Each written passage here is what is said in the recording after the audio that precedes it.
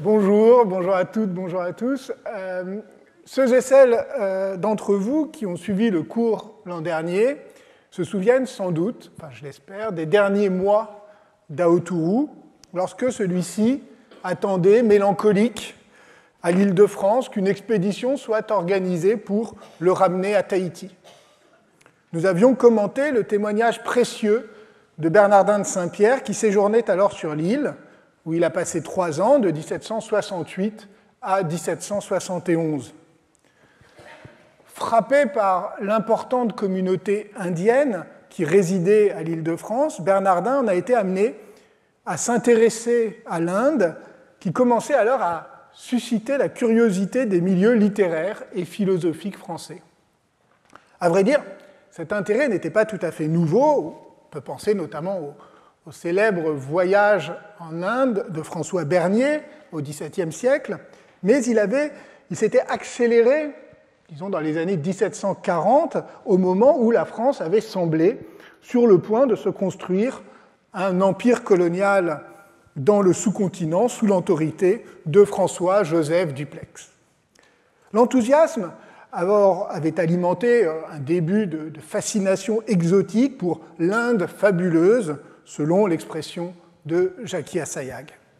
Alors vous le savez, l'aventure impériale a mal tourné pour les Français, puisqu'ils ont été presque entièrement chassés des Indes durant la guerre de 7 ans par les Anglais, à l'exception de quelques comptoirs. Il reste que l'Inde était désormais bien inscrite sur la carte mentale de l'Europe, et cet intérêt n'a fait que croître avec la rapide conquête de l'Inde par l'East Indian Company. Phénomène assez inouï, et on ne peut pas insister assez, une compagnie, l'East Indian Company, qui était donc une compagnie de commerce privée, a conquis en quelques années d'immenses territoires qu'elle ne cherchait guère à l'origine à administrer, mais dont elle souhaitait tirer le plus de profit possible. Jusque-là, les savoirs sur l'Inde étaient restés assez limités, reposant sur quelques récits de voyage, des lettres de missionnaires et les effets méritoires d'aventuriers philosophes comme Anctil du Perron, qui a séjourné en Inde dans les années 1750 et en a rapporté de précieux manuscrits. L'arrivée des Anglais a suscité à la fin du siècle une production nouvelle de savoirs orientalistes sur l'Inde, dont témoigne la création de la Société asiatique de Calcutta en 1784 sous l'égide de William Jones, véritable académie savante consacrée à la connaissance de l'Inde ancienne et moderne. Alors pendant ce temps, Bernardin de Saint-Pierre, lui, était rentré en France et il s'était fait un nom dans la vie littéraire par la publication d'abord de son voyage à l'Île-de-France, puis de ses études sur la nature, et surtout, vous le savez, par le grand succès remporté par son roman Paul et Virginie, publié en 1788. L'année suivante, il manifeste son adhésion à la Révolution, notamment dans ses vœux d'un solitaire, j'en parlerai, puis il publie en 1791 un court roman, presque une nouvelle, intitulée La chaumière indienne, dans lequel il donne libre cours à son intérêt pour l'Inde. Le texte connaît un réel succès, il est tout de suite réédité, traduit en anglais. Il continuera à être beaucoup lu au XIXe siècle, influençant par exemple George Sand ou Flaubert, avant d'être totalement oublié à mesure que la réputation posthume de Bernardin s'estompait, ne laissant subsister, et encore, que Paul et Virginie est l'image d'un adepte naïf du finalisme providentiel qui croyait que les melons étaient faits pour être mangés en famille à cause de leur forme. Alors c'est cette chaumière indienne dont je voudrais vous parler aujourd'hui. L'histoire est la suivante. Aux environs de 1760, un savant anglais arrive en Inde dans le cadre d'une grande opération de la Royal Society britannique consistant à envoyer des expéditions dans le monde entier, munies de copieux questionnaires, de façon à rassembler un savoir véritablement universel. Après un long voyage qui l'a mené de Constantinople au Liban, de la Perse à Delhi, le voici à Bénarès, sur les bords du Gange, où il complète sa collection de manuscrits rares et de livres anciens, et s'entretient avec les brahmanes, ou les brahmes, comme on disait à l'époque. Puis, au moment de rentrer à Londres avec sa riche cargaison de lumière, c'est l'expression, patatras, il réalise que tout ce savoir accumulé, loin de l'avoir rendu plus éclairé, l'a au contraire plongé dans des affres de perplexités et de doutes, qu'il s'est perdu, je cite, dans un vaste labyrinthe de réponses et d'autorités contradictoires. Le voici désespéré, accablé de chagrin. Alors qu'il pensait avoir triomphalement rempli sa mission, il découvre que cette accumulation de savoir était vaine et qu'elle l'a conduit à une impasse. Il décide alors d'aller consulter le grand brahmane du sanctuaire de Jagannath, qu'on appelle aujourd'hui Jagannath, qui était réputé pour être le plus important temple hindou. Vous voyez que Bernardin avait bien lu sa documentation. Et il décide de se concentrer non plus sur son questionnaire, mais sur 3 questions essentielles, presque existentielles, universelles pourrait-on dire. Qu'est-ce que la vérité ? Comment peut-on la connaître ? Et à qui faut-il la révéler ? Il se met en route, mais il est très mal reçu par le grand brahman, personnage odieusement arrogant et autoritaire, entouré de prêtres sectaires, qui se contentent de lui répondre que seuls les brahmanes peuvent connaître la vérité, qu'elle est conservée dans des manuscrits sanscrits datant de 120 000 ans que seuls peuvent lire, et qu'ils n'en communiquent les secrets à personne. Oui, j'ai 120 000 ans, vous avez bien entendu, on ne plaisante pas avec l'antiquité de la tradition chez les brahmanes de Jagannath. Alors je ne vous cache pas que notre savant est un peu déçu, et d'ailleurs il ne cesse de rouspéter sur le chemin du retour. L'homme est donc condamné par toute la terre aux erreurs et aux disputes. C'était bien la peine de venir aux Indes consulter les brahmes. Mais, surpris par l'orage, il est contraint de se réfugier, et il se réfugie chez un paria, au grand scandale de ses accompagnateurs indiens qui refusent d'entrer dans cette chaumière infâme, habitée par un homme impur qu'ils n'ont pas le droit de toucher. Alors, l'anglais, lui, est anglais, donc pragmatique, et il déclare crânement « Pour moi, toutes les castes de l'Inde me sont égales lorsqu'il s'agit de me mettre à l'abri de la pluie. » Il y découvre, dans cette chaumière, un homme, donc le paria, sa femme et leur bébé qui, bien que méprisés et rejetés de tous, vivent dans la simplicité, le bonheur domestique et l'harmonie naturelle. Bernardin s'amuse ainsi à déjouer les attentes, là où le lecteur s'attendait à un spectacle désolant, à la peinture du malheur et de l'infamie, c'est au contraire un tableau de genre vertueux, bucolique, bon, on se croirait chez Greuze. Le savant pose alors ces 3 questions au paria. Celui-ci répond premièrement que la vérité se trouve dans la nature, deuxièmement qu'on ne peut la connaître qu'avec un cœur simple et pur, et troisièmement qu'il ne faut la transmettre qu'aux hommes qui ont le cœur simple, c'est-à-dire aux gens de bien qui la cherchent et non aux méchants qui la repoussent. Alors notre héros est enchanté de tant de sagesse, et sur cette gravure qui est tirée de l'édition illustrée, la grande édition illustrée des romans de Bernardin en 1838, vous pouvez assister aux adieux émouvants du paria et du savant anglais. Alors, vous le voyez, la morale est construite autour d'un double contraste. D'abord, celui qui oppose de façon évidente le brahman et le paria. D'un côté, l'arrogance cléricale et sectaire, le préjugé, le pouvoir, le mépris. De l'autre, une sagesse simple à l'écart de toute ambition, la pratique ordinaire de la vertu, l'hospitalité, l'amour conjugal. Et la vérité est entièrement du côté du second, ce paria misérable qui est le garant de la vertu contre les élites corrompues. Ce qui, dans le contexte révolutionnaire de 1791, était un discours politique immédiatement compréhensible. La préface, d'ailleurs, insiste sur ce point, la critique des castes est la critique de tout statut et même de toute inégalité fondée sur la naissance et l'hérédité. Aucun être humain ne peut être tenu pour responsable, en bien ou en mal, des actes de ses ancêtres. Ça, c'est la première opposition. Deuxième opposition, Bernardin donc oppose le paria aux savants européens. La sagesse, simple et naturelle du premier, ne contredit pas seulement les mystères religieux des brahmanes, mais aussi les prétentions savantes des académies européennes.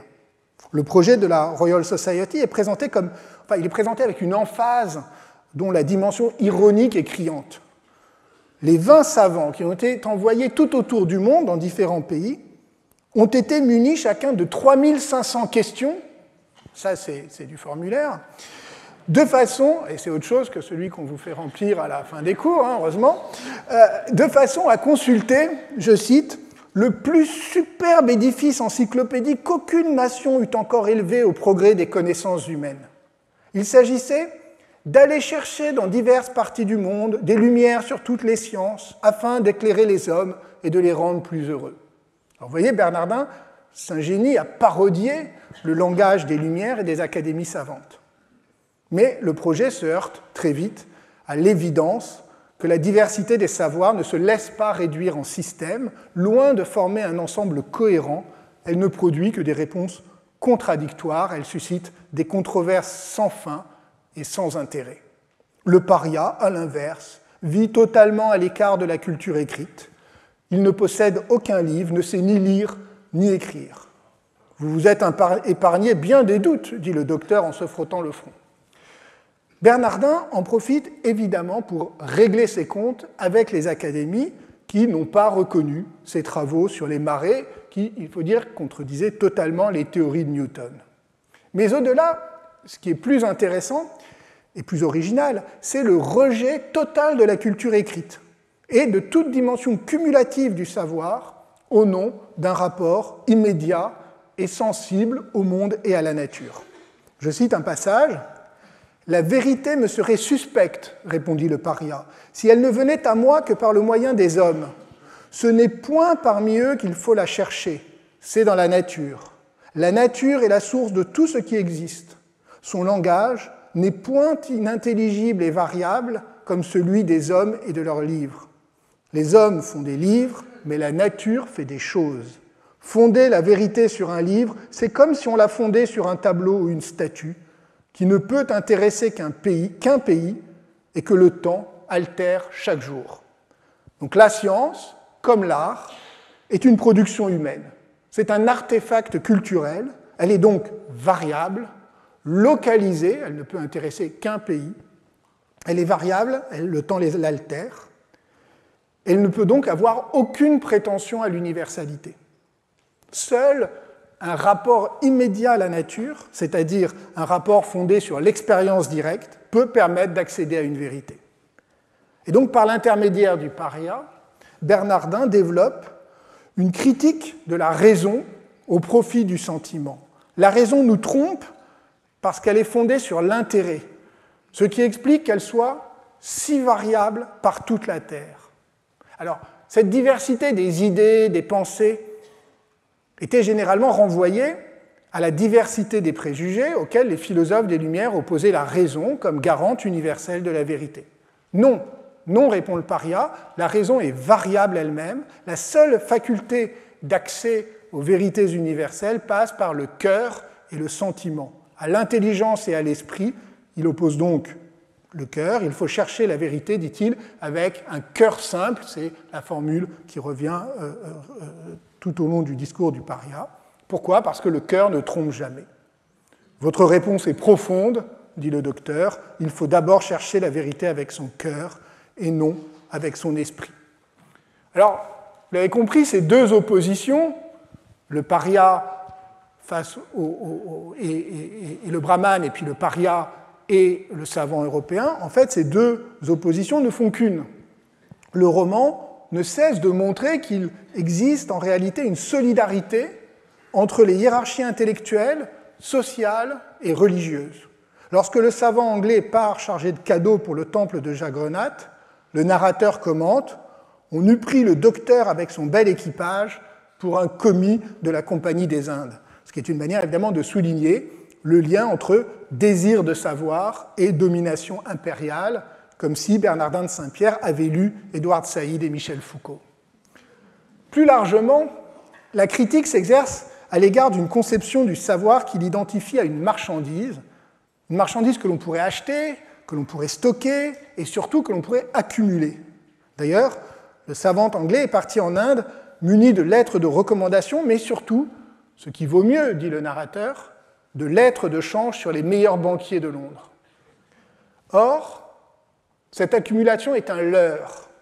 Le commerce ne saurait être le modèle d'un accès à la vérité. Les connaissances ne s'ajoutent pas les unes aux autres comme des pièces dans un trésor, elles se contredisent, elles se détruisent mutuellement.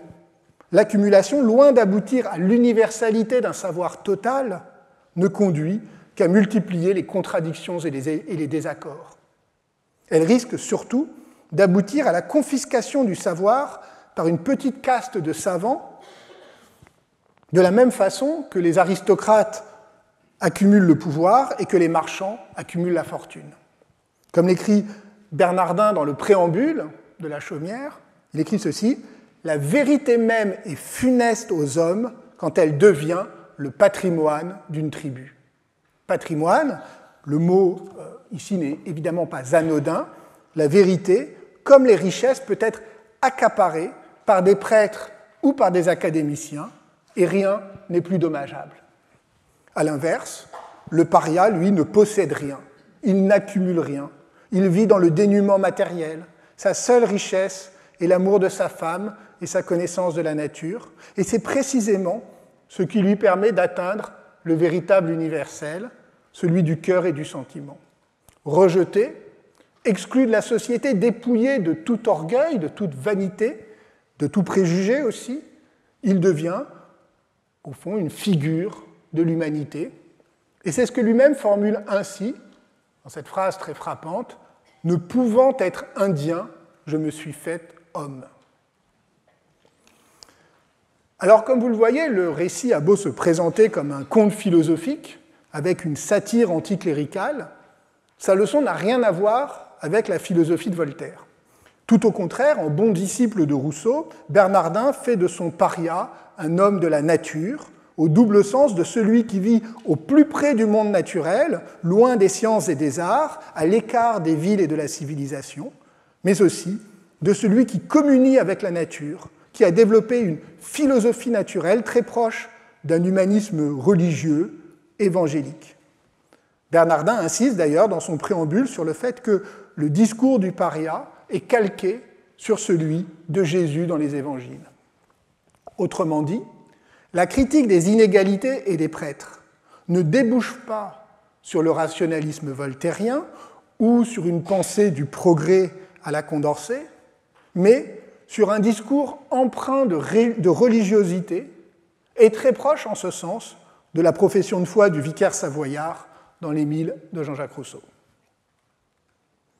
Alors, la question qu'on peut se poser maintenant, c'est au fond, d'où vient cette figure du paria, autour de laquelle Bernardin construit un discours nouveau de l'universel, complètement à rebrousse-poil du discours universaliste et rationaliste des Lumières, qui était fondé, nous l'avons vu les semaines précédentes, c'était tous mes cours des dernières semaines, fondé sur le commerce, le savoir et la civilisation.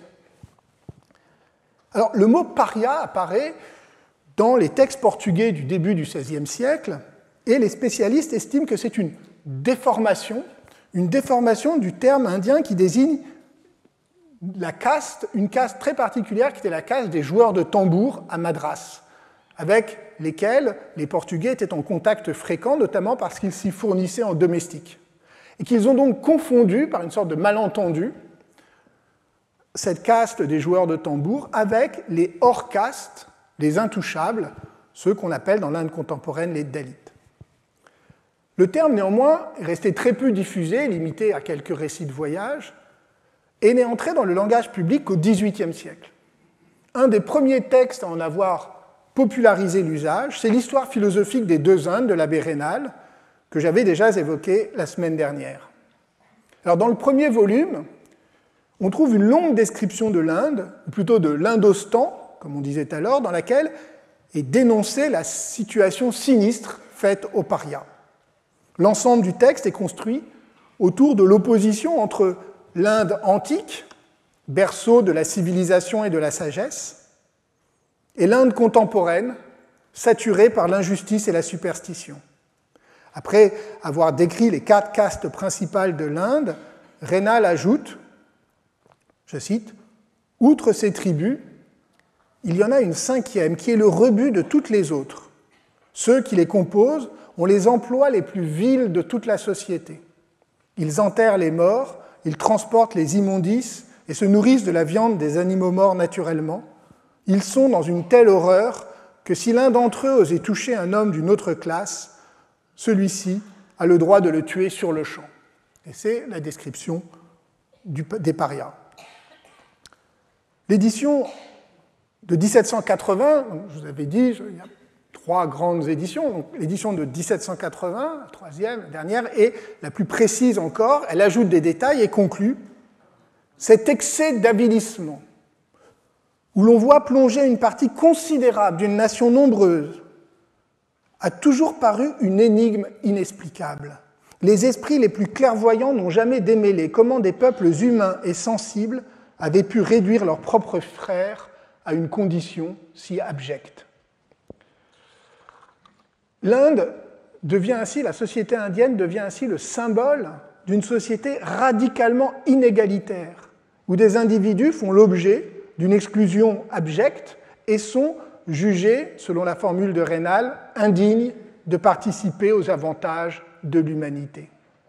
Alors, il vaut la peine d'ailleurs de noter que, en schématisant, Français et Anglais réagissent différemment à cette situation et à cette image. Pour les Anglais, le système des castes est une spécificité immémoriale de l'Inde, qu'il s'agit donc de respecter, de maintenir, quelle que soit la condamnation qu'elle peut susciter, ce qui renforce d'ailleurs le sentiment de supériorité morale des Européens. Et il existe d'ailleurs, je n'ai pas le temps d'y rentrer aujourd'hui, mais sachez qu'il existe tout un débat chez les historiens et chez les anthropologues pour savoir dans quelle mesure les Anglais ont en réalité renforcé le système des castes, voire s'ils ne l'ont pas en partie inventé. Pour les Français, en revanche, il s'agit d'abord d'un contre-modèle qui permet de penser en miroir la nécessité de réformes égalitaires en France, et c'est véritablement comme ça, évidemment, que Raynal et Diderot l'utilisent.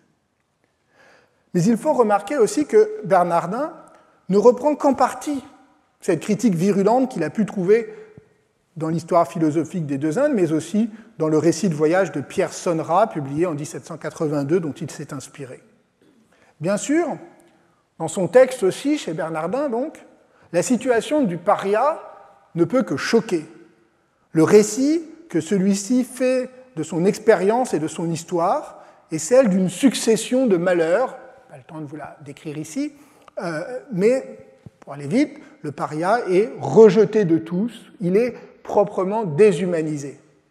D'ailleurs, lorsque le savant anglais, pendant l'orage, entend pour la première fois parler du paria, en voyant les cris affolés des Indiens qui l'accompagnent, sa première réaction est de saisir ses pistolets, persuadé qu'il s'agit d'un animal féroce.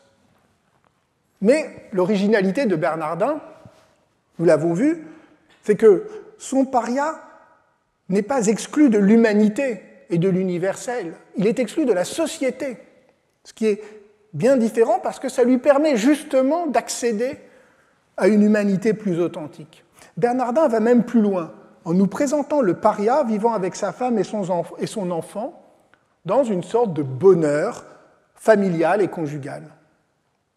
Le paria se déclare d'ailleurs tout à fait heureux, n'ayant de compte à rendre à personne qu'à Dieu. Un paria est moins malheureux qu'un empereur, déclare-t-il à la grande surprise de son interlocuteur. Bref, tel Sisyphe, il faut imaginer le paria heureux. Et c'est ce que je vous propose d'appeler le paradoxe du paria, qui débouche, notons-le, sur une aporie politique. Pourquoi dénoncer l'inégalité et l'injustice si les personnes les plus discriminées peuvent trouver la justice et la vérité plus facilement que les élites? C'est une contradiction dans le texte de Bernardin, et une contradiction, on le sait, qui est au cœur du message évangélique, celui-ci pouvant aussi bien nourrir une critique de l'inégalité sociale qu'une forme de résignation dans l'attente du salut et du jugement dernier. Non seulement le paria est heureux, mais il est totalement vertueux. Dans les textes de Diderot et Raynal, le paria était avili. Il ne pouvait développer aucune des qualités sociales qui sont le propre d'un humain civilisé. Pour Bernardin, à l'inverse, le paria est l'archétype du noble sauvage. Sauvage que l'on peut entendre au sens propre, l'homme des bois, puisqu'il vit dans la forêt, à l'abri d'ailleurs, il a construit sa chaumière à l'abri d'un grand figuier banyan. Il est presque inséré comme ça dans la forêt. Il est moins un exclu qu'un ermite, s'étant volontairement retiré de la société des hommes.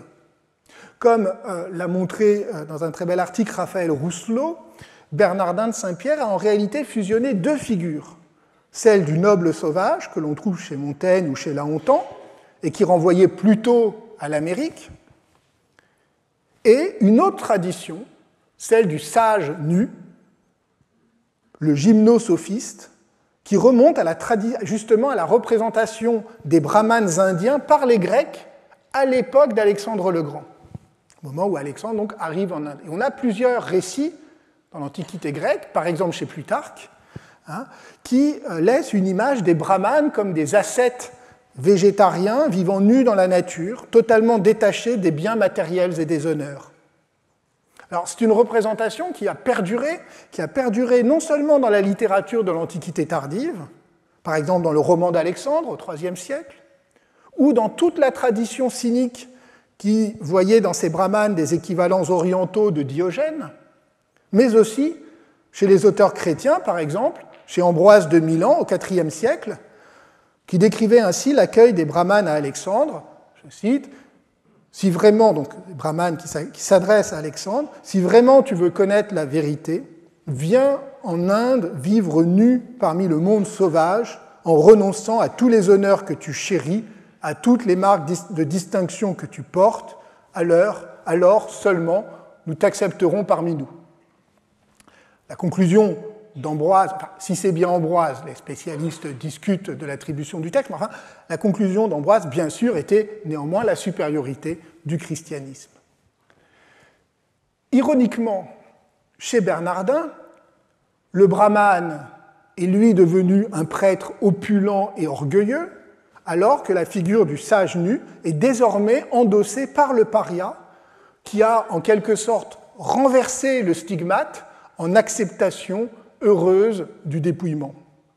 En cela, il évoque un peu le Hottentot, cité par Rousseau dans le discours sur l'inégalité, qui rejette ses vêtements néerlandais pour retourner vivre libre parmi les siens, mais aussi pour nous la figure de Paotu, le Tahitien éduqué par les Espagnols, qui lui aussi se déshabille, se dépouille au moment où il rompt avec les Espagnols et repart vivre parmi les siens. J'avais traité ces deux figures et leur rapprochement l'an dernier dans une des séances. Alors à cette différence près, évidemment, que le paria, lui, a été rejeté, qu'il est discriminé et méprisé. Au cours du XIXe siècle, la figure du paria va connaître un élargissement et une mutation pour devenir une figure générique de l'exclusion sociale et de la marginalité subie, du mépris institué et de la discrimination, comme l'a montré Elénie Varikas dans un très beau livre que j'avais cité lors de la première séance et sur lequel je m'appuie ici, Les rebuts du monde, fragments du paria. Deux pièces de théâtre à succès accompagnent cette transformation du paria en figure générique. C'est d'abord le paria, justement, de Casimir de la Vigne, en 1821, histoire d'un paria indien qui réussit, en cachant son identité, à sauver Bénarès des envahisseurs, puis qui est découvert et condamné à mort par ceux-là même qui l'a sauvé. À travers cette figure romantique du proscrit héroïque, la pièce contenait énormément d'allusions à la situation en Europe et aux promesses inaccomplies des droits de l'homme.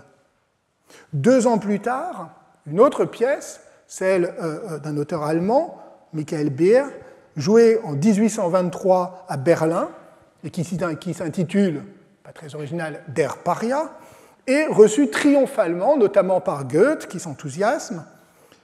L'auteur de la pièce appartenait à la communauté juive berlinoise, sa mère était une assez célèbre salonnière de Berlin, et la pièce a été pensée et reçue et comprise comme une réflexion sur la situation des Juifs en Prusse après l'émancipation, dans un contexte, les années 1820, de recrudescence de l'antisémitisme en Prusse.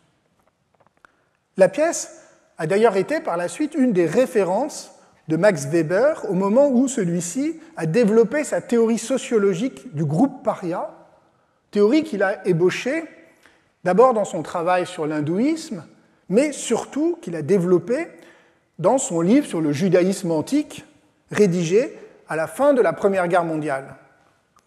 Pour Max Weber, les Juifs sont l'archétype du groupe paria, c'est-à-dire des étrangers vivant dans une société qui les tolère parce qu'ils exercent des tâches impures et nécessaires, mais dont ils sont séparés par des interdits rituels et par l'interdiction de l'exogamie. Ils sont ainsi discriminés sur une base ethnique, ou du moins héréditaire, considérés comme impurs, tout en étant économiquement dépendants. Pour Weber, cette situation du groupe paria alimente une forme spécifique de religiosité fondée sur l'acceptation de ce statut discriminé, sublimé en mission universelle et en espérance du salut. Il écrit par exemple « La condition de peuple paria en tant que tel et son acceptation patiente deviennent ainsi le degré suprême de la religiosité. » Par la suite, Hannah Arendt a repris cette lecture pour développer sa propre théorie du juif émancipé comme paria, partagé entre l'acceptation de la marginalité, la soumission à l'ordre établi, la révolte révolutionnaire du paria conscient, c'est son terme, qu'elle reprend à Bernard Lazare, le rire poétique et humaniste, et toute une série en fait de possibilités qui s'offrent aux Juifs émancipés, mais restant dans une situation de relative dépendance, hein, donc acceptation de la marginalité, soumission à l'ordre établi, révolte révolutionnaire du paria conscient, rire poétique, et enfin l'utopie d'une intégration réelle à la société des hommes sur la base d'une réelle égalité des droits. Mais ce qui restait pour Arendt, une utopie. La figure du paria, élaborée à partir de représentations littéraires, fictionnelles de l'Inde, est devenue ainsi un outil pour penser le rapport des groupes discriminés à l'idéal d'une insertion égalitaire dans la société. Elle fait ressortir les ambivalences de l'universalisme. Le paria cherche-t-il avant tout à échapper à sa condition en se fondant dans la société majoritaire? Cherche-t-il à se faire adopter des élites en singeant leur comportement ou doit-il, au contraire, accepter son statut? Et, dans ce dernier cas, le fera-t-il sous la forme de l'acceptation et du renoncement, de la sécession assumée et de la marginalité revendiquée, à vocation religieuse ou artistique? Ou le fera-t-il plutôt sur le mode de la rébellion, de la contestation et de l'activisme minoritaire? On retrouve ici une tension inhérente à la question de l'émancipation des groupes discriminés. Alors vous vous souvenez peut-être que j'avais évoqué dans la première séance la théorie du philosophe américain Michael Walzer qui opposait deux sortes d'universalisme. D'une part, l'universalisme de surplomb, celui de la loi égale pour tous, et d'autre part, ce qu'il appelle l'universalisme réitératif, celui de la révolte d'un peuple à la recherche de la liberté, de sa liberté, dont il trouvait la forme originelle dans la sortie d'Égypte des Hébreux, telle qu'elle est évidemment racontée dans l'Ancien Testament. Les Hébreux sous Pharaon, c'est aussi le groupe paria par excellence pour Max Weber. Et toute l'ambiguïté se trouve dans ce geste qui est en réalité moins une révolte qu'une sécession. qui n'est pas seulement l'affirmation d'un sentiment de justice bafoué, mais aussi la revendication d'une destinée propre du groupe paria, guidé par son Dieu et par la recherche de la terre promise.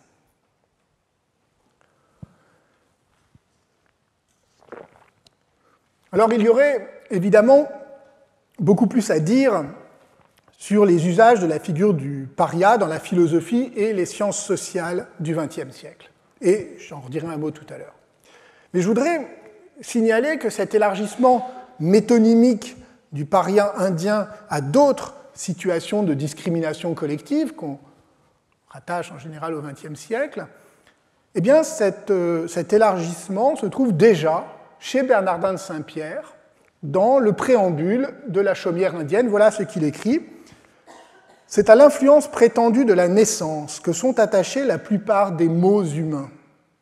C'est sur elle que sont fondés la haine et le mépris qui accablent une foule d'hommes utiles et même des peuples entiers. L'esclavage des nègres, les persécutions faites aux Juifs, l'ancienne servitude féodale de nos paysans, l'oppression des guèbres, c'est-à-dire des zoroastriens, l'oppression des guèbres chez les Turcs, l'infamie des parias chez les Indiens. Alors, j'en profite pour préciser un point important qui vaudra pour d'autres textes. Le terme nègre, qui est pour nous aujourd'hui évidemment profondément choquant, associé aux pires discriminations racistes, était un terme très fréquemment employé au XVIIIe siècle, même par des auteurs, c'est le cas de Bernardin, animés, si on peut dire, des meilleures intentions. Je fais donc le choix, lorsque je lis des citations, de ne pas le modifier pour des raisons historiques, il s'agit de sources, mais sans évidemment le reprendre à mon compte, vous l'avez bien compris, et surtout en m'excusant auprès de ceux que le fait d'entendre ce terme pourrait légitimement heurter. Alors, au demeurant que la situation des esclaves soit évoquée en premier dans le texte de Bernardin que je viens de citer, n'est pas un hasard. Depuis son séjour à l'Île-de-France, où il avait pu constater la situation des esclaves, Bernardin ne cessait d'en dénoncer les horreurs. Plusieurs passages de son voyage à l'Île-de-France critiquent ouvertement les ravages de l'esclavage et la cupidité des Européens, tellement attachés au café et au sucre qu'ils ont, je cite, dépeuplé l'Amérique pour avoir une terre où les planter et qu'ils dépeuplent l'Afrique afin d'avoir une nation pour les cultiver. C'était surtout une mise en accusation des souffrances infligées par les maîtres aux esclaves. Je cite, « J'ai vu chaque jour fouetter des hommes et des femmes pour avoir cassé quelques poteries, oublié de fermer une porte. J'en ai vu de tout sanglants, frottés de vinaigre et de sel pour les guérir. J'en ai vu sur le port, dans l'excès de leur douleur, ne pouvoir plus crier, d'autres mordre le canon sur lequel on les attache. Ma plume se lasse d'écrire ces horreurs, mes yeux sont fatigués de les voir et mes oreilles de les entendre. » La critique de l'esclavage se fonde ainsi non pas sur un discours théorique abstrait, mais sur une expérience sensible dans tous les sens du terme.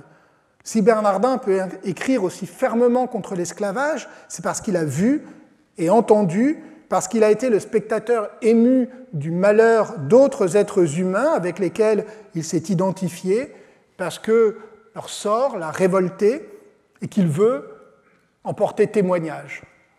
Dans sa préface, il écrit « Au reste, je croirais avoir été utile aux hommes si le faible tableau du sort des malheureux noirs peut leur épargner un seul coup de fouet, et si les Européens, qui crient en Europe contre la tyrannie et qui font de si beaux traités de morale, cessent d'être aux Indes des tyrans barbares. » Alors, comme l'ont noté Vladimir Kapor puis Silvia Sebastiani, les gravures de Jean-Michel Moreau le Jeune, qui accompagnent le texte, ont renforcé encore cette image désolante de l'esclavage en invitant le lecteur, spectateur européen, à s'apitoyer sur leur sort misérable et à faire un retour critique sur sa propre culpabilité. Vous voyez par exemple cette gravure qui illustre le sort malheureux des esclaves enchaînés, fouettés, c'est à l'arrière-plan, esclave fouetté, réduit à se nourrir de cadavres d'animaux, ici le cadavre d'un cheval. Ici encore, c'est le spectacle de la souffrance qui doit émouvoir le lecteur et le convaincre mieux que des raisonnements de l'horreur de l'esclavage. Et vous voyez la phrase inscrite sous l'image, « Ce qui sert à vos plaisirs est mouillé de nos pleurs ».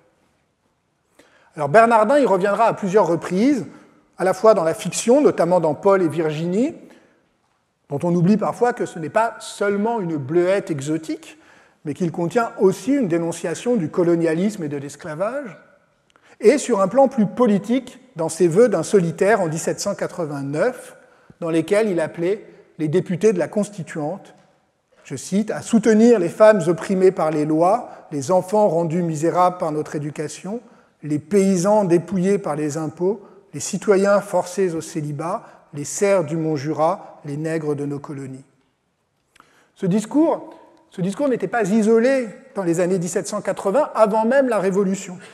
On trouve, par exemple, une critique sans concession de l'esclavage chez Condorcet, dans ses lettres sur l'esclavage des nègres, sur lesquelles je n'ai pas le temps de m'arrêter aujourd'hui, mais qui est marquée par un universalisme audacieux au nom de l'unité de l'humanité et de l'égalité des droits. Bon, je vous cite quand même les tout premiers mots de l'épître aux esclaves noirs qui ouvre le livre et qui commence ainsi. « Quoique je ne sois pas de la même couleur que vous, je vous ai toujours regardé comme mes frères. La nature vous a formé pour avoir le même esprit, la même raison, les mêmes vertus que les Blancs. Je ne parle ici que de ceux d'Europe, car pour les Blancs des colonies, je ne vous fais pas l'injure de les comparer avec vous. Si on allait chercher un homme dans les îles de l'Amérique, ce ne serait point parmi les gens de chair blanche qu'on le trouverait. » Alors, on pourrait commenter plus longuement ce texte sur la question de la critique de l'esclavage par les penseurs français des Lumières, bien éloigné des poncifs sur les Lumières esclavagistes. Je vous renvoie à la synthèse publiée en 2008 par Jean Errard, Lumières et esclavage. Plus généralement, c'est tout un courant des Lumières, plus important qu'on ne le pense habituellement, qui critique, dans le dernier tiers du XVIIIe siècle, l'impérialisme et le colonialisme européen. Comme l'a montré, par exemple, Sankar Muthu dans son livre Enlightenment Against Empire. En s'appuyant sur les cas de Diderot, de Herder et de Kant, Muthu a montré que ces auteurs avaient articulé leur anti-impérialisme sur un universalisme fondamentalement pluraliste. Qu'est-ce qu'il veut dire par là? Il veut dire que cet universalisme repose à la fois sur la conviction d'une commune humanité, la base au fond de l'universalisme, mais aussi sur l'idée que l'être humain est un agent culturel et non un simple support de droit formel, ce qui conduit à une troisième dimension, le caractère incommensurable des différentes sociétés et cultures. Autrement dit, et plus simplement, il est impossible de juger les unes avec les critères des autres. Alors, vous voyez bien qu'une telle perspective est aux antipodes du discours de la civilisation que j'ai décrit la semaine dernière, dans lequel les différentes sociétés s'ordonnent sur l'échelle du progrès des mœurs ou sur la grande carte de la civilisation dont le centre est l'Europe française. Pour ma part, j'ajoute que l'universalisme anti-impérialiste ou anti-esclavagiste s'exprime le plus souvent en partant d'une situation de dénonciation, c'est le point sur lequel je voudrais insister, à travers un discours qui ne se contente pas de professer des principes, mais qui met en scène des situations réelles ou fictives, des situations de violence et d'injustice. Et ça, c'est un des ressorts majeurs de l'appel à l'universel. C'est pourquoi je l'appelle universalisme critique, parce qu'il est lié à une expérience, au spectacle du malheur, et qu'il dérive toujours de la description et de la critique d'une situation injuste. Il s'agit dans tous les cas de retourner les principes universalistes contre les Européens en montrant que ceux-ci n'en sont pas dignes, qu'ils les trahissent, dès lors qu'on regarde le monde, même de façon fictive, depuis le point de vue de l'autre. Alors, c'est le cas en particulier de plusieurs textes de Diderot, qu'il s'agisse du supplément au voyage de Bougainville ou de ses contributions à l'histoire philosophique des deux Indes, dans lesquels il s'attache à condamner les ravages du colonialisme européen avant d'en appeler ouvertement à la révolte. Par exemple, évoquant les violences commises par les Portugais en Asie, il s'écrit « Barbares européens, l'éclat de vos entreprises ne m'en a point imposé, leur succès ne m'en a point dérobé l'injustice. Je me suis souvent embarqué par la pensée sur les vaisseaux qui vous portaient dans ces contrées lointaines, mais descendu à terre avec vous et devenu témoin de vos forfaits, je me suis séparé de vous, je me suis précipité parmi vos ennemis, j'ai pris les armes contre vous, j'ai baigné mes mains dans votre sang. » Vous voyez, par cette expérience de pensée assez saisissante, Diderot se fait témoin visuel, témoin des exactions coloniales, et cette expérience, même fictive, le conduit à imaginer une violence vengeresse, la prise d'armes pouvant être lue aussi comme une métaphore de la prise de plume, comme une figure du combat intellectuel et littéraire contre les abus de la colonisation européenne, c'est-à-dire comme une autocritique de l'Europe. Mais l'image des mains dans le sang est tellement forte qu'elle impose un imaginaire de la révolte violente, celle des opprimés eux-mêmes. C'est la logique à laquelle Diderot et Raynal sont conduits dans le passage célèbre qui évoque les communautés de Noirs fugitifs, les Marrons, et prophétise l'arrivée d'un chef courageux, un nouveau Spartacus, levant l'étendard sacré de la liberté, c'est dans le texte, et conduisant les esclaves à la vengeance et au carnage. Alors ce sont là des textes importants, mais on aurait tort pour autant de réduire la critique de l'esclavage aux écrits des hommes de lettres européens. En France, l'abolitionnisme, ou plutôt l'anti-esclavagisme, comme il faudrait l'appeler, parce qu'il ne conduit pas toujours à une action effective en faveur de l'abolition, cet anti-esclavagisme apparaît vraiment dans les années 1770, même si on en trouve évidemment des éléments auparavant. En revanche, le mouvement est plus ancien en Amérique du Nord, où il s'est développé dans le milieu Quaker de Pennsylvanie dès la fin du XVIIe siècle.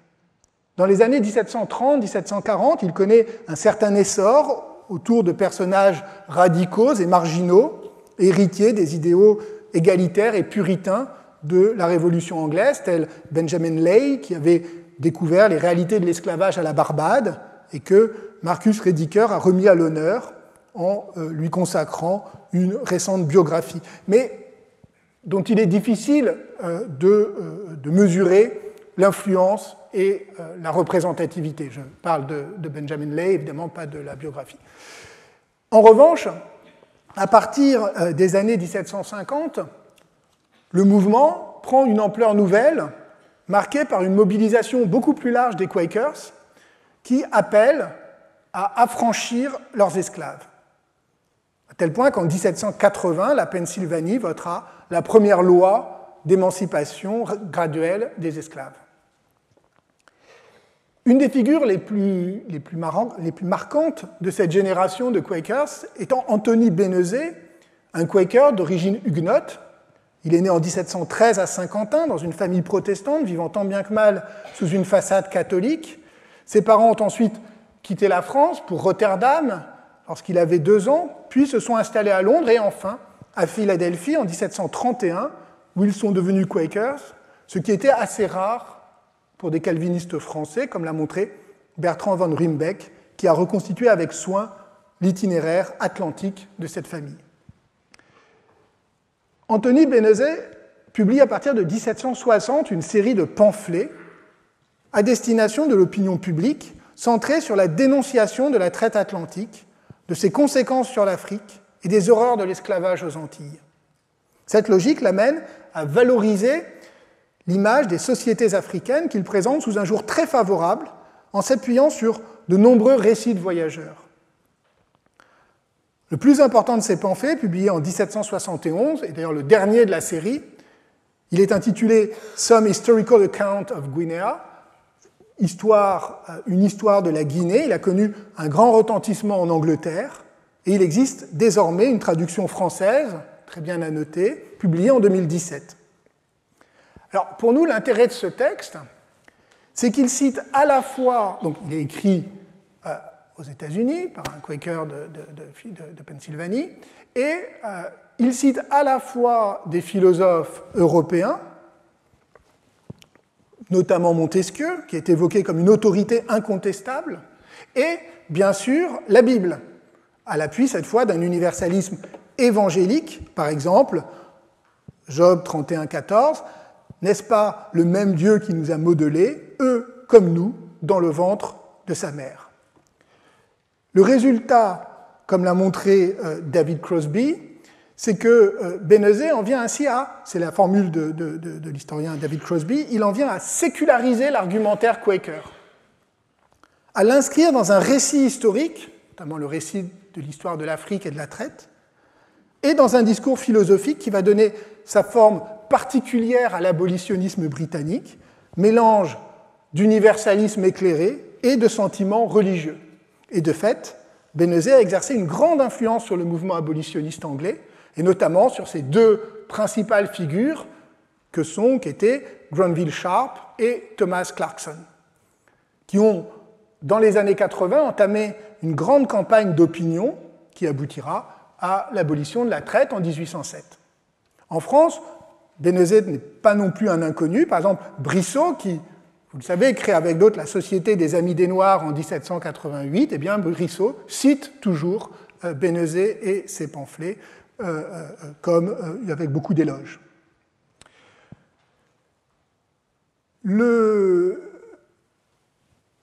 fondation des Amis des Noirs en 1788, un an auparavant, en Angleterre, la campagne britannique pour l'abolition avait lancé ce qui allait devenir un de ses plus importants symboles, de ses plus grands symboles, le médaillon de céramique produit par Wedgwood en 1787, représentant je l'ai pas mis, bon, tant pis, enfin vous le connaissez bien, il représente un esclave enchaîné avec le slogan « Am I not a man and a brother ?» Ne suis-je pas un homme et un frère? Affirmation simple et pathétique d'un idéal de fraternité et d'humanité. Le terme de frère, ici, ne renvoie pas à un langage civique de la fraternité républicaine, mais au vocabulaire chrétien utilisé inlassablement par les abolitionnistes anglais, et notamment Granville Sharp, dont je vous parlais il y a un instant, qui ne cessait, dans ses écrits, dans ses pamphlets, dans ses textes, qui ne cessait de mettre en avant le motif évangélique du bon samaritain et la nécessité de traiter tout être humain comme un frère au nom de l'amour de Dieu. Le motif graphique, je suis vraiment désolé de ne pas vous l'avoir mis, mais je pense que vous pouvez le visualiser, vous l'avez en tête. Le motif a connu un succès important, adapté sur tout type de support, dans plusieurs langues, dans plusieurs formats. Son adaptation donnera justement le sceau de la Société des Amis des Noirs en France. Et on remarque que la position de l'esclave à genoux, tendant les bras au ciel, entre la prière, il est enchaîné, donc il tend les bras au ciel, entre la prière et la supplication, renvoie à un imaginaire chrétien, mais aussi à une forme de soumission, comme si la libération ne pouvait venir que de la miséricorde des maîtres blancs ou de la bienveillante Angleterre. Pourtant, de l'autre côté de l'Atlantique, dans le sillage des Quakers, une nouvelle génération d'abolitionnistes apparaissait pendant la Révolution américaine et les premières décennies de la jeune République, parmi lesquels figuraient plusieurs Africains américains. N'oubliez pas que plusieurs dizaines de milliers en fait, d'Africains américains ont été affranchis, ont été libérés au moment de la Révolution américaine dans le Nord, dans les États du Nord. On en compte à peu près 180 000 au début du XIXe siècle. Alors ces figures sont aujourd'hui mieux connues grâce à de nombreux travaux qui mettent en évidence l'importance de leur combat et les inscrivent au sein du mouvement évangélique porté par ce qu'on appelle le grand réveil religieux du protestantisme à partir des années 1740 en Europe, qui connaît un second essor aux États-Unis à la fin du XVIIIe siècle, et tout particulièrement chez les Africains américains, avec l'explosion des églises baptistes et méthodistes. Alors, un des cas les plus importants pour rester à Philadelphie, parce qu'on en trouve aussi à New York, à Boston, en tout cas pour rester à Philadelphie, le cas le plus intéressant est celui de Richard Allen, qui a fait l'objet d'une très belle biographie par Richard Newman, le grand spécialiste de ces abolitionnistes noirs, pour lesquels il a forgé la notion de Black Founders, les pères fondateurs noirs. Et Richard Allen était né esclave en 1760. Ayant acheté sa liberté, il se convertit au méthodisme à 17 ans, devient prédicateur et s'installe à Philadelphie. Il joue un rôle important à la fois dans la constitution d'une communauté religieuse afro-américaine, notamment en créant une église méthodiste, Bethel, à Philadelphie, qui va s'autonomiser des églises blanches, qui va devenir la première église méthodiste noire, autonome, mais aussi pour son engagement dans la cause abolitionnisme. Il crée en 1787 la Free African Society, et en 1794, il écrit avec son ami Absalom Jones un pamphlet très vigoureux dans une situation assez tragique qui était qu'en 1793, il y avait une épidémie de fièvre jaune à Philadelphie. Les Noirs avaient été accusés, alors qu'ils s'étaient beaucoup dévoués justement au règlement sanitaire de la crise, ils avaient été accusés d'en avoir profité. C'est une accusation tout à fait raciste. Et du coup, Richard Allen et Absalom Jones ont publié un pamphlet pour faire justice de ces accusations et dans laquelle ils ont ajouté un appel vibrant en faveur de l'abolition et de l'égalité raciale. Alors, ce qui caractérise l'engagement de Allen, c'est un mélange de moralisme chrétien et de théologie de la libération, ce qui fait de lui à la fois un réformateur des mœurs et un réformateur des mœurs de sa communauté et un défenseur infatigable de la cause des Noirs, à la fois libres ou esclaves. Alors, dans ses écrits militants, il n'hésite jamais, et c'est ça qui est intéressant, à évoquer son expérience de l'esclavage, puisque lui-même a grandi, est né, a grandi esclave. Ce qui lui permet, contre le discours paternaliste des abolitionnistes blancs, d'affirmer que les peuples opprimés, à commencer par les esclaves, doivent être les agents de leur propre libération, parce qu'ils sont les mieux placés pour comprendre les effets de l'esclavage. La critique de la domination esclavagiste ne se fait pas seulement au nom d'un discours théorique des droits, mais sur la base d'une expérience vécue de la domination. Et c'est ce qui distingue Allen des abolitionnistes de la période de la guerre d'indépendance qui fondaient plutôt leur discours sur le droit naturel et les promesses venues de la déclaration d'indépendance. Il s'adresse à la fois à la raison, en affirmant l'égalité des aptitudes intellectuelles et morales, et à la fois en rappelant que Dieu, dans l'Ancien Testament, fut le premier à dénoncer l'esclavage. Refusant toute violence, il prend modèle sur, je cite, « le doux et humble Jésus, modèle de toutes les vertus », et appelle ses frères à ne ressentir, y compris vis-à-vis des esclavagistes, ni animosité, ni amertume. Et là, je suis une traduction d'un passage du texte que vous pourrez trouver, c'est l'occasion de la citer, dans la très remarquable Anthologie de la pensée noire, publiée très récemment par Marie-Jeanne Rossignol, Michael Roy, Marlène Daute et Cécile Roudot, qui est un recueil précieux de textes qui montre l'importance tout au long du XIXe siècle d'une tradition intellectuelle issue des révolutions atlantiques et marquée par les échanges transnationaux entre les États-Unis et Haïti.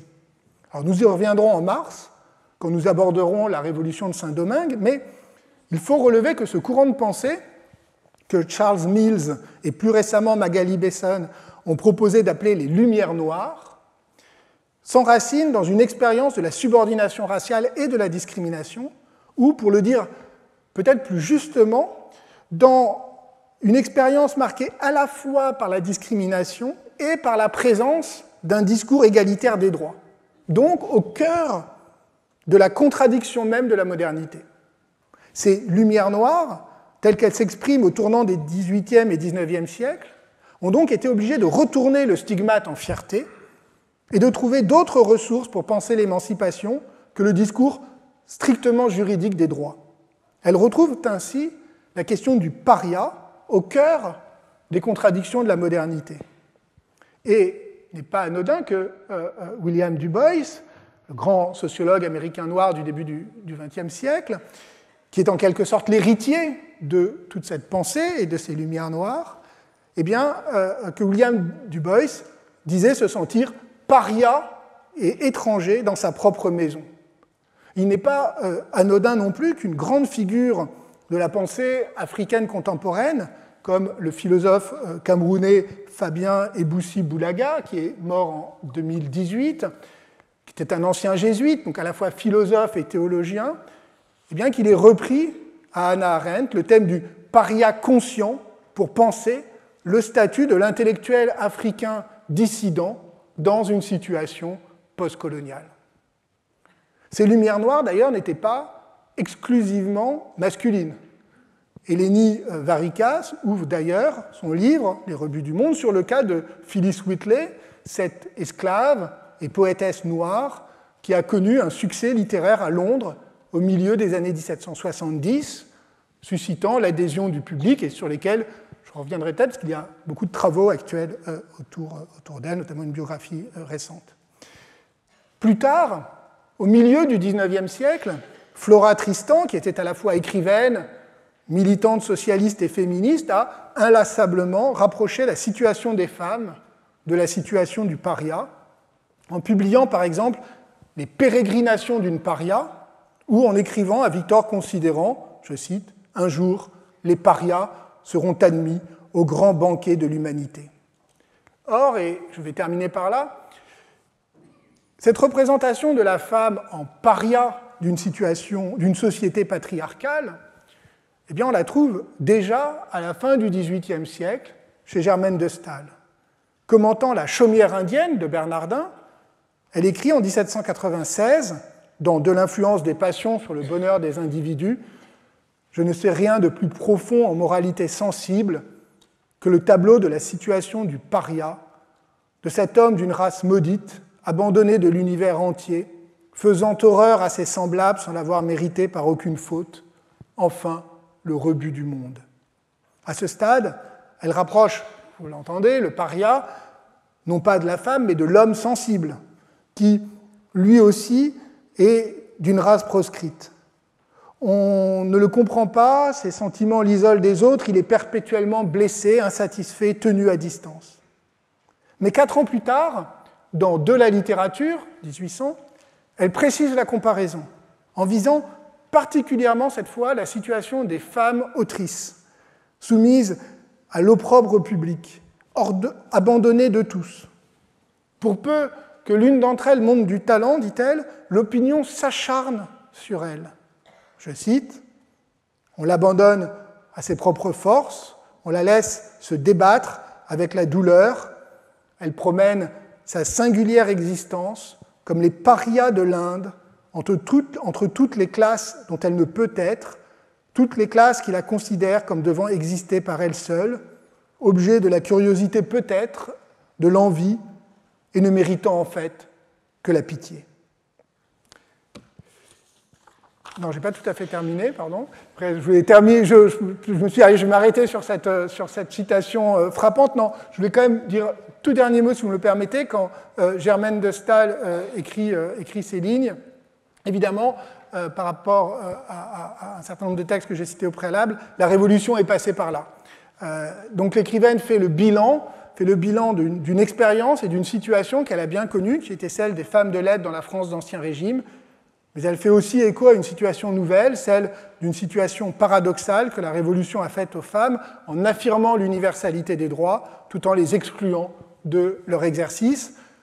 Nous voilà donc arrivés, vous l'avez compris, au point d'articulation, peut-être au point de bascule entre les Lumières et la Révolution, et c'est ce qu'il nous faudra aborder dès la semaine prochaine. Je vous remercie.